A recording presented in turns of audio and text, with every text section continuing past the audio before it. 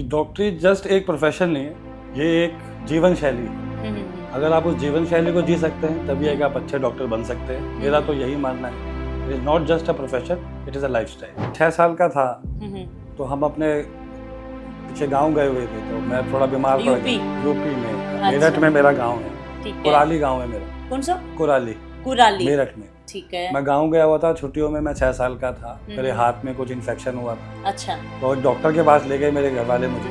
उस डॉक्टर ने मुझे गलत डायग्नोज कर दिया पैसों के चक्कर में।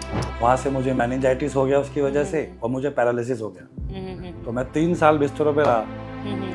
3 दिन के बाद मम्मी ठीक हो गई, बेटा एक्सपायर हो गया मेरे हाथों में। तब उसने जो लाइन मुझे बोली ना, वो लाइन में कभी नहीं भूल सकता कि मैं क्या संभाल सकता हूँ।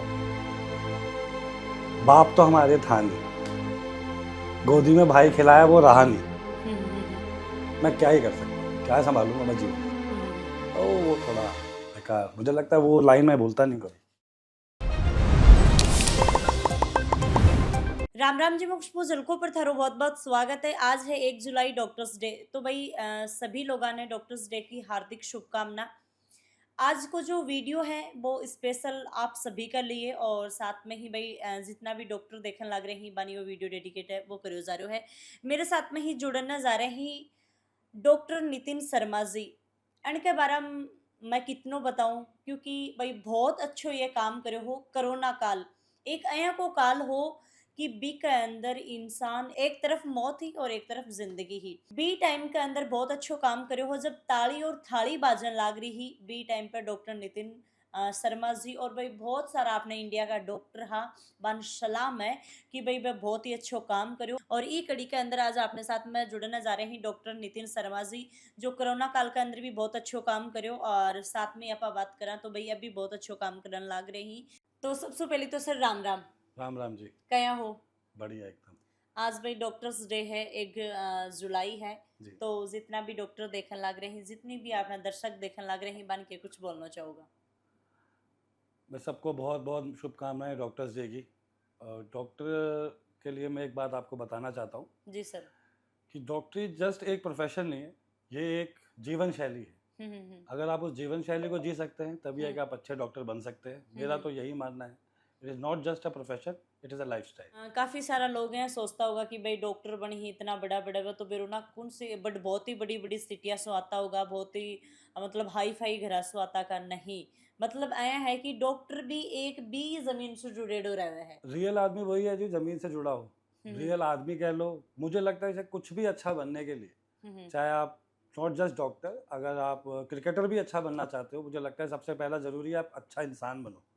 अगर आप एक अच्छा इंसान हो ना, तो आप कुछ ना कुछ अच्छा तभी बन पाओगे। बिल्कुल सर। शुरुआती दौर की आप जै बात करा भाई, बेसिकली आपका मम्मी पापा जै केकरी ही या केकर था, और जै दिल्ली के अंदर अभी फिलहाल आप बैठे हाँ, तो कि दिल्ली का ही रहने वाला हो या कठिया का रहने वाला हो, थोड़ा सा अपने बारे में बताओ कि थारी पढ़ाई लिखाई कठिया हुई, थारे जीवन के बारे में। मेरा जन्म दिल्ली में ही हुआ है, सरकारी अस्पताल में ही हुआ है, लेडी हार्डिंग में ही हुआ है। अच्छा।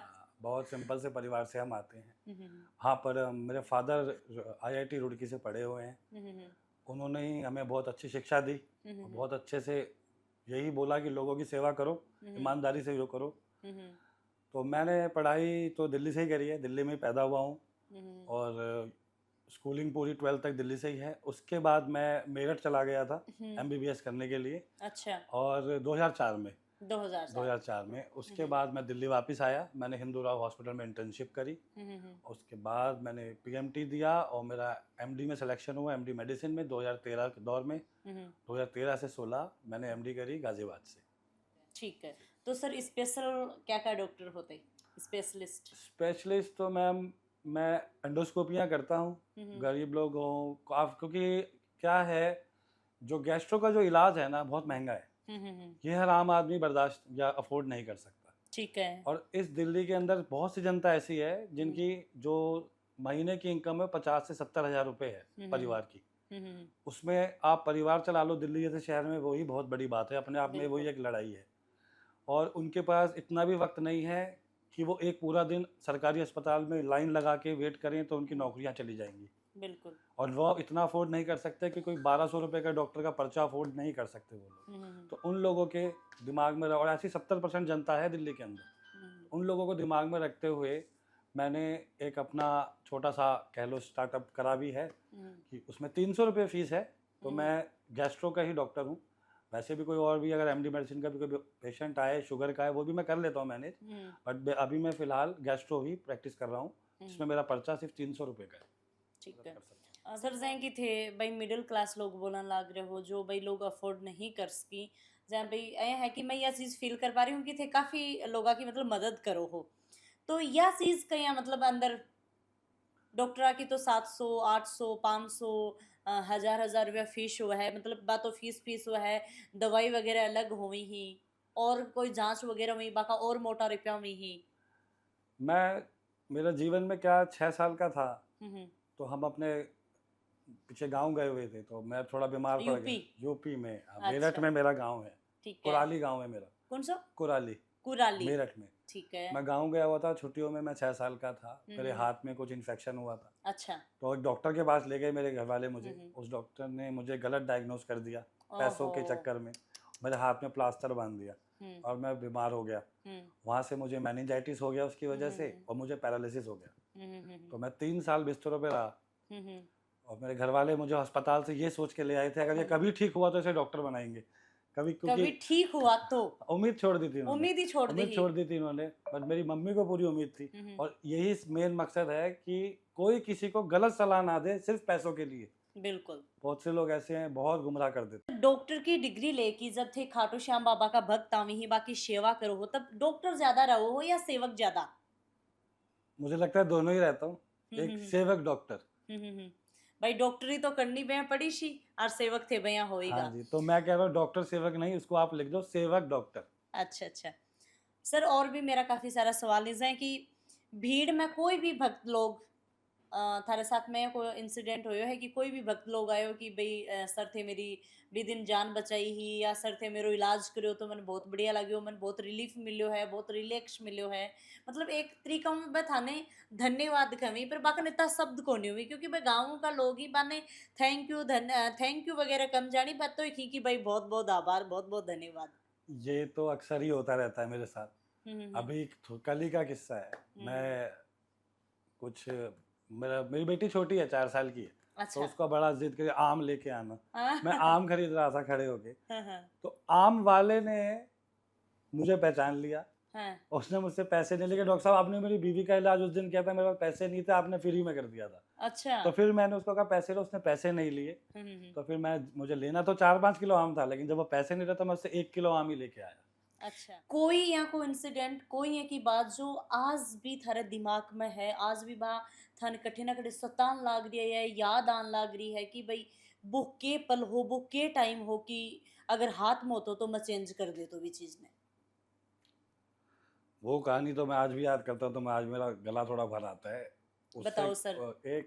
एक मैं जैसे हमारा 14 दिन का वो रहता था कि हम 14 दिन ड्यूटी करेंगे, 14 दिन हम क्वारंटीन रहेंगे। ठीक है। तो मैं नेक्स्ट 14 दिन जब अब ड्यूटी पे पहुंचा क्वारंटीन के बाद, तो एक पेशेंट था, 26 साल का लड़का था।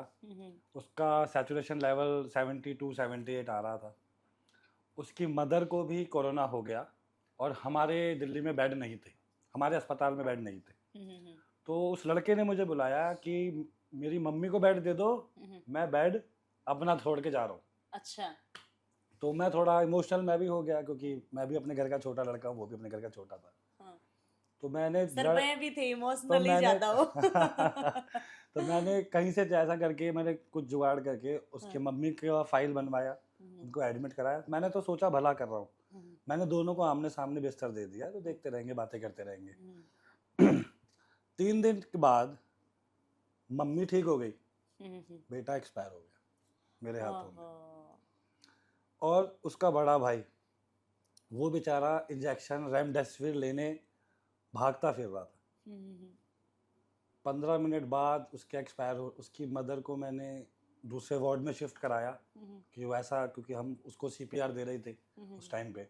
वो टाइम पर बता भी कौन सको कि भाई थारो बेटो ही दुनिया में कौन रहो, ये ज्यादा हालत खराब। वो और उसके जब हमने उसको डिक्लेयर करा उसके 15 मिनट बाद उसके भाई को मैंने अपना नंबर दिया था कि इंजेक्शन अगर मिल जाए तो ले आना। उसका फ़ोन मेरे पास जब आया कि डॉक्टर साहब इंजेक्शन मिल गए हैं, मुझे लगता है शायद मैं उस टाइम अपने आप को संभाल नहीं पाया और मैं अपना वार्ड छोड़ के 1 घंटे के लिए कहीं चला गया। और मैं उस दिन शायद रोया था, शायद क्या रोया ही था कि अब मैं इसके भाई को क्या बोलूँ। मैंने फिर जाके उसके भाई को बताया, समझाया कि अब तू मत टूट। वो तो ज़मीन में बैठ गया बड़ा भाई, कह रहा हम इसकी शादी करने की सोच रहे थे। तो मैंने कहा तुझे संभालना है। तब उसने जो लाइन मुझे बोली ना, वो लाइन मैं कभी नहीं भूल सकता के लाइन कि मैं क्या संभाल सकता हूँ।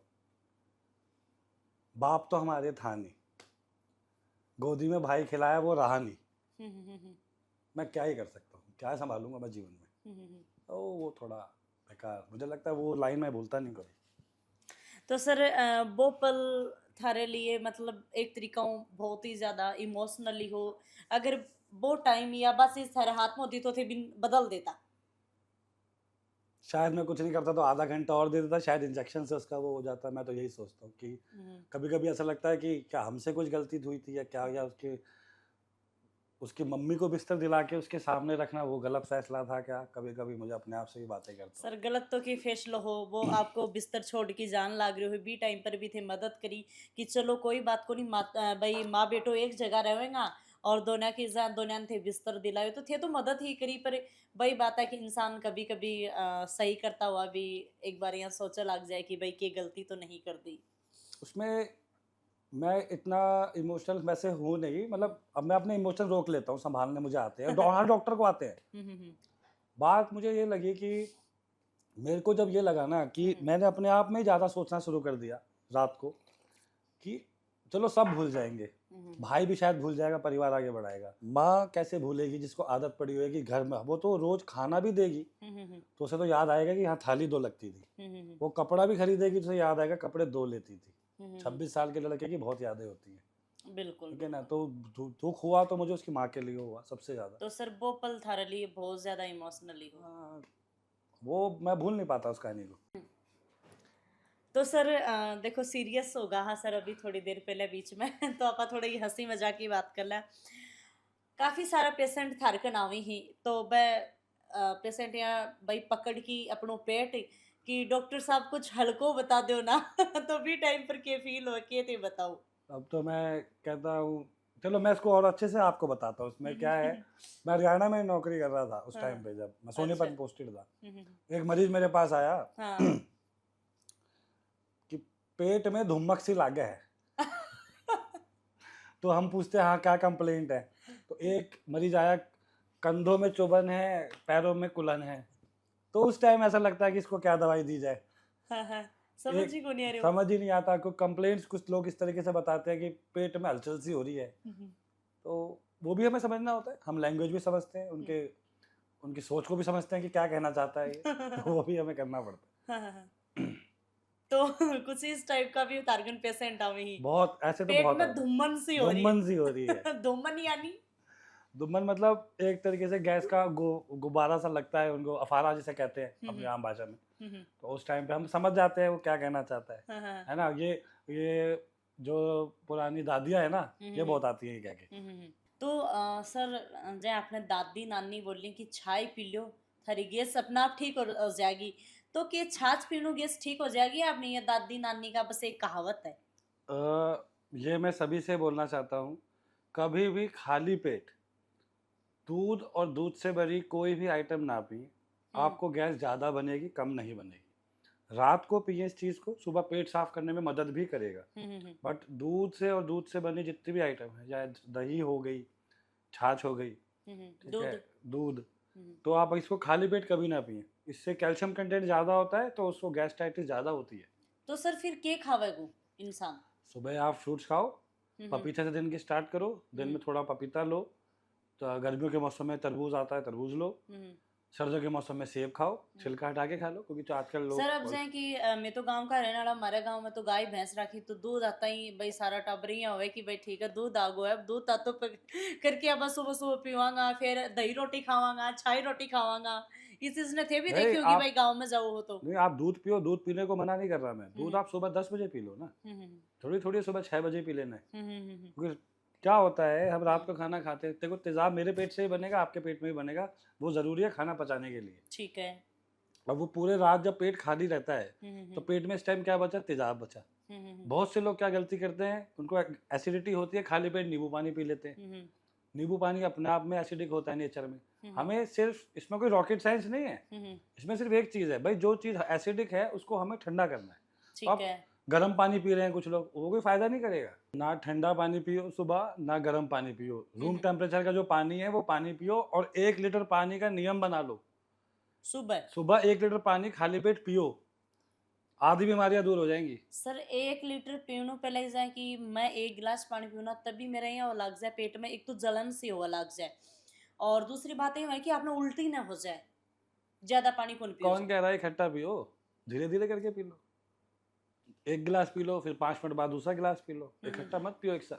लेकिन 1 लीटर पानी आप पियोगे, आपका आधे दिन का मैं कह रहा हूं पेट साफ होगा, और पेट की आधी से ज्यादा बीमारी ठीक हो, चेहरे पे ग्लो आएगा, क्योंकि पानी 70% शरीर पानी से बना हुआ है। बिल्कुल। पानी एक ऐसी चीज है अगर वो साफ है तो वो कभी नुकसान नहीं देगा आदमी को, बशर्ते उसको कोई ऐसी बीमारी ना हो, किडनी की या लीवर की। पानी पीना उसके लिए हमेशा अच्छा है। कोई डॉक्टर चोर नहीं है, कोई आपका बुरा नहीं चाहता, ये भी मैं बताऊं, क्योंकि आज डॉक्टर्स डे है।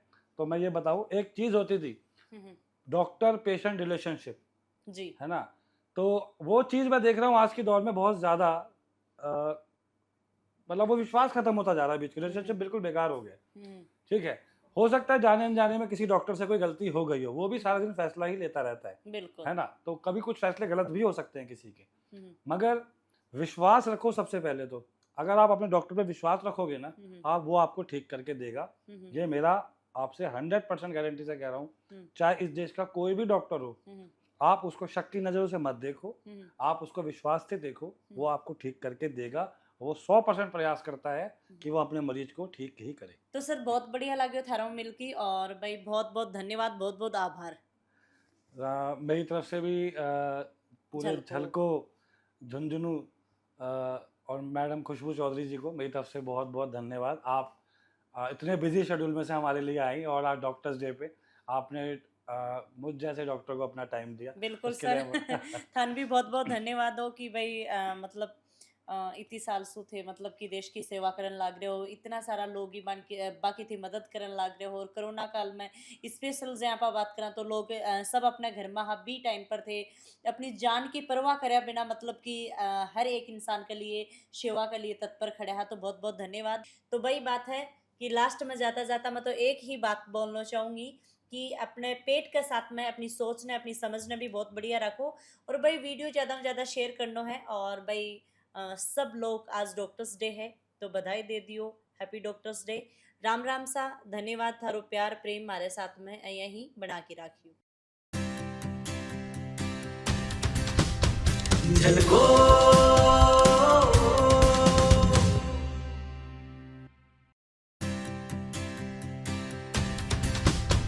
झलको